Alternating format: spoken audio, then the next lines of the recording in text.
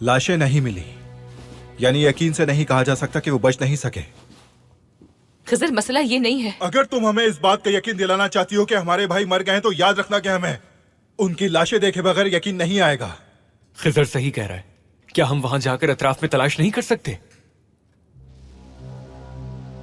जो लोग मुझ तक खबर लेकर आए हैं, उन्होंने हर जगह अच्छी तरह देख लिया है।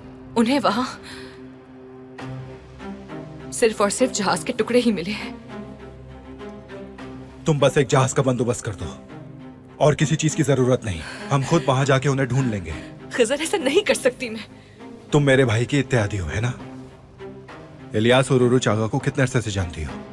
क्या उनकी खातिर एक जहाज भी नहीं दे सकती?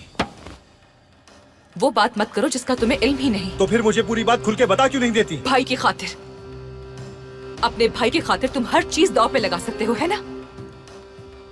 तो ऐसा ही कर रही हूं मैं भी, चाहे उसके लिए कितनी भी भारी कीमत चुकानी पड़े मुझे।